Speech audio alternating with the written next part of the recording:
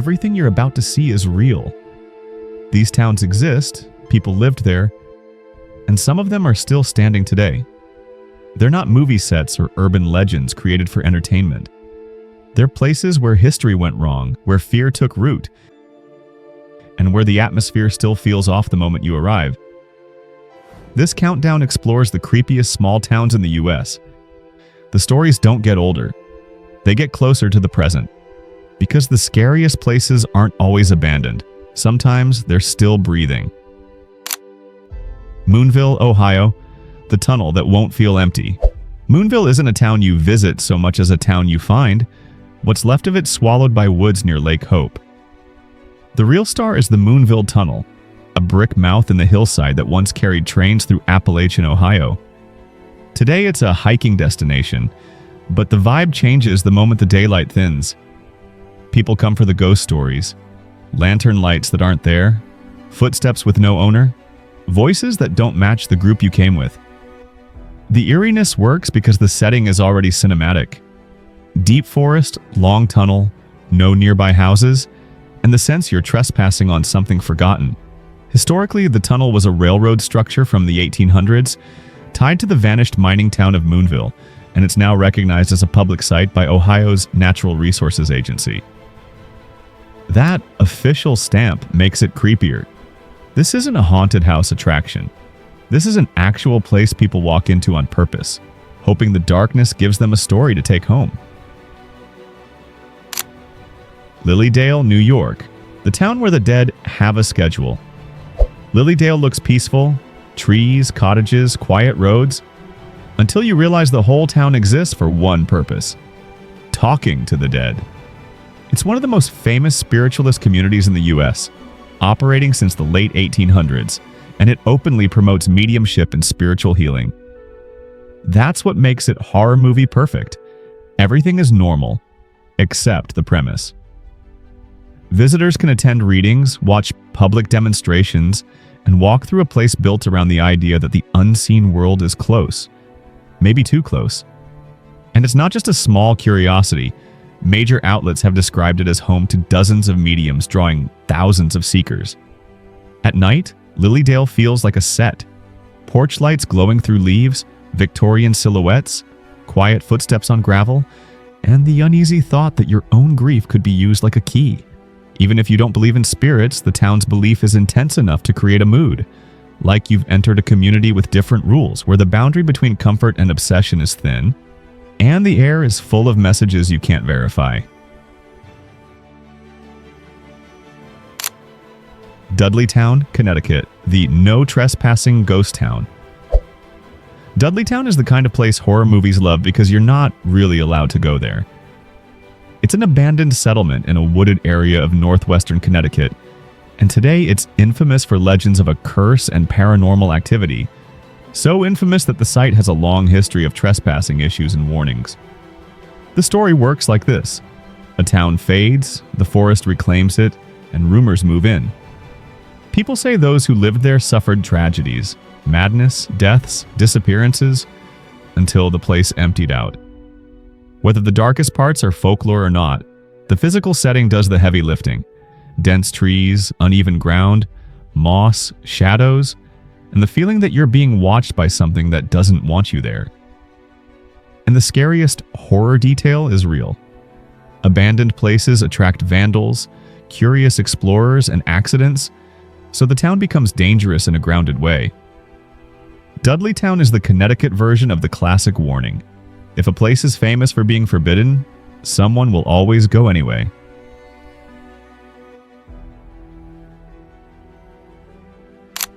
Stull, Kansas, the cemetery with a hell legend. Stull is small, quiet Kansas. So quiet it feels like it's daring you to create a story. And people did. For decades, Stull Cemetery has been tied to a famous urban legend that it's a gateway to hell, with rumors claiming the devil appears on certain nights.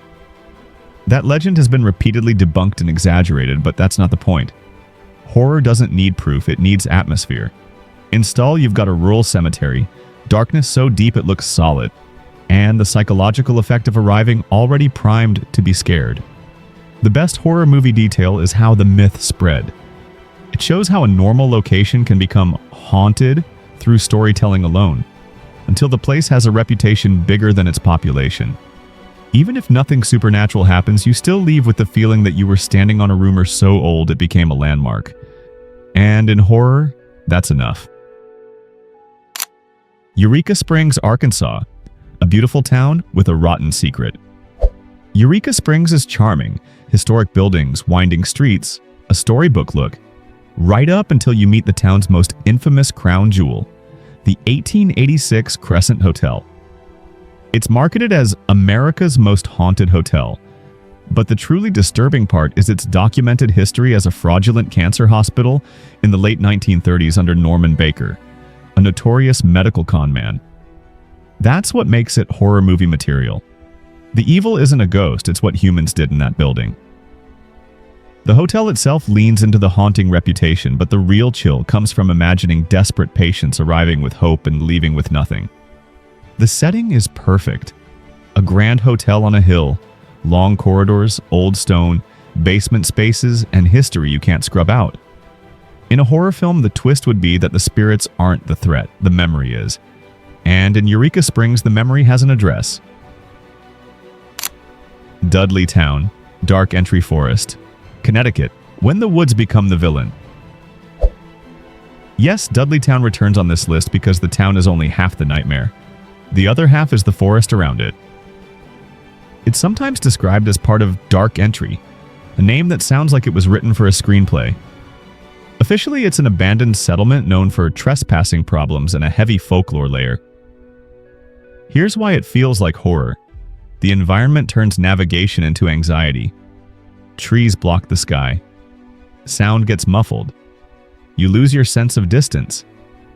Even a short walk can feel longer because your brain keeps asking, am I going the right way?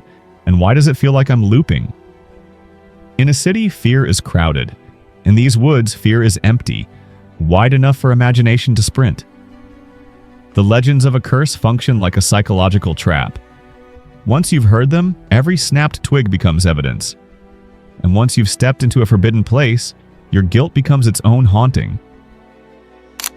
Slab City, California, the lawless desert movie set. If horror movies have a no-rules town, Slab City is the closest real-world version.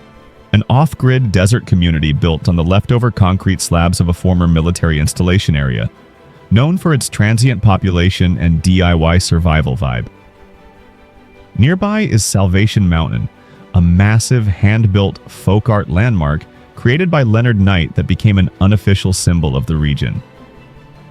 Slab City feels like horror because it's unpredictable. The desert strips away comfort. No easy shade, no soft edges, just heat and distance. The community's reputation, outsider art, anti-structure, creates tension before you even arrive. It's not haunted in the classic ghost sense. It's haunted by the feeling that if something goes wrong out there, help is far away and nobody is in charge. That's a primal fear, and it's why so many movies would love this setting. A bright sun that somehow feels darker than night. Alton, Illinois, haunted houses with bullet hole history. Alton has a reputation as one of Illinois' most haunted towns, and it's easy to see why. Old River City architecture, steep streets, and historic properties like the McPike Mansion, a massive Italianate home built in 1869 that's become famous in both history circles and paranormal tourism. What makes Alton feel like horror isn't one single legend, it's the layering. Towns with deep history collect tragedies the way old houses collect dust. The McPike Mansion sits high, watching over the city like a set piece, and the stories around it thrive because the building itself is dramatic. Tall windows, old stone, a sense of rooms you shouldn't enter alone. Even if you ignore the ghost claims, you still feel the weight of time. Alton's horror movie vibe is classic Gothic America, the kind where the scariest sound is a floorboard settling in a room that hasn't been updated since your great-grandparents were alive. Helltown, Ohio, abandoned by the government, adopted by legend. Helltown is the nickname for Boston Township, Ohio, a community that was largely emptied out after federal land acquisition, tied to what became Cuyahoga Valley National Park. That real displacement created the perfect soil for horror folklore. Boarded houses, empty roads, and the feeling of a place paused midlife. Then the stories multiplied.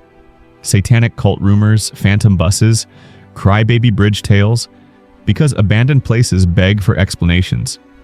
The truth is already unsettling. People were forced to leave, buildings sat vacant, and nature started taking it back. That's a horror theme all by itself. Civilization can vanish faster than we think. And when you walk through an area that looks like it's waiting for its residents to come back, residents who never will, you understand why the name Helltown stuck. It's not hell because demons live there. It's hell because the human story got interrupted. Monowi, Nebraska, the loneliest town in America. Monowi is horror in the most silent way possible.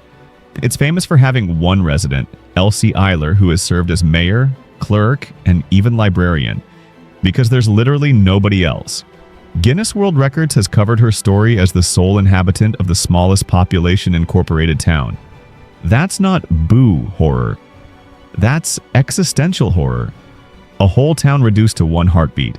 Streets that lead to nowhere.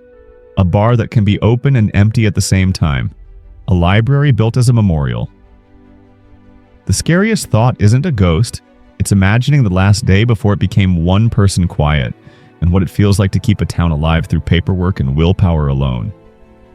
In a horror movie, Monowi would be the place the main character stops for directions, and realizes there's nobody left to give them. Picher, Oklahoma, the poisoned ghost town. Picher's horror is environmental and real. It sat in the heart of a major lead and zinc mining district, and the legacy was devastating. Contaminated waste piles, chat, polluted water, and a region that became part of the Tar Creek Superfund site, first listed in 1983. This is the nightmare version of the American boomtown.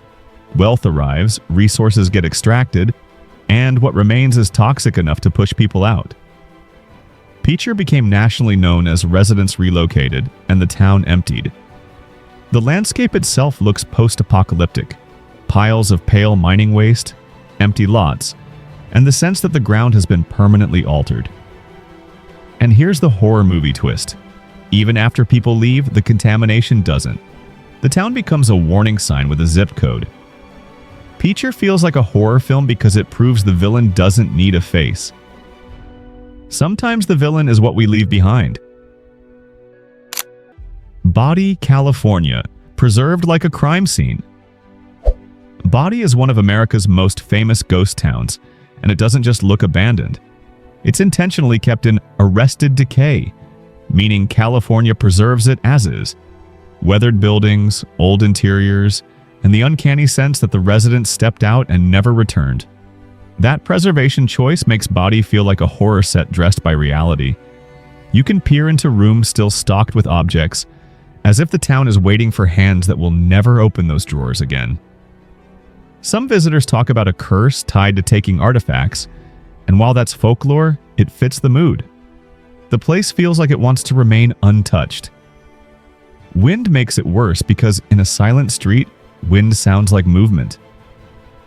Bodie's horror is simple. You're surrounded by human life frozen at the exact moment it ended. No jump scares required. Salem, Massachusetts. The city where fear became a weapon. Salem's horror isn't fake, it's historical. The 1692 witch trials turned suspicion into a machine that ruined lives, and that legacy still defines the city's identity. Salem museums and historical institutions openly center their exhibits on trial documents and the reality of the hysteria. Modern Salem is also a massive seasonal magnet, especially around Halloween, so the city becomes a living stage where tragedy and tourism collide. That clash is exactly why it feels like a horror movie. The streets can be festive, but the foundation is grim. The scariest part of Salem isn't a ghost. It's realizing how quickly a community can decide someone is guilty because a story is easier than the truth. Salem is the human horror chapter of this countdown, No monster costume can compete with what people did to each other when fear got popular. Gettysburg, Pennsylvania, a battlefield that never fully went quiet. Gettysburg is a place where horror has numbers. Thousands wounded, thousands dead, and a battlefield that became sacred ground. The aftermath created decades, centuries, of stories about lingering footsteps, voices, and apparitions, especially around historic buildings tied to the fighting. History.com has even documented how specific sites, like old inns and bridges, became central to the town's ghost folklore, with reported experiences ranging from phantom soldiers to strange sounds and cold spots. Whether you believe the paranormal claims or not, Gettysburg feels like a horror movie because it's a place where the past is physically present. Fields, ridges, fences, and structures that witnessed chaos. At dusk, the land looks too calm for what you know happened there. And that mismatch, beauty sitting on top of trauma, is what makes Gettysburg terrifying in a quiet, respectful way. It's not trying to scare you, it just is. Centralia, Pennsylvania, the town that's still burning. Centralia wins because its horror is ongoing. Underneath it, a coal seam fire has been burning since at least May 27, 1962, spreading through old mine tunnels and forcing the town into a long collapse. Evacuations, demolished buildings, a shrinking population, and ground that literally breathes heat. This is real-life body horror for a landscape. Steam rises through cracks. Snow melts in odd patches. The air can feel wrong, like the earth is exhaling. Centralia doesn't need a legend. Its facts are worse. A place built for families became a place people had to abandon, not because of war or monsters, but because the ground became unlivable.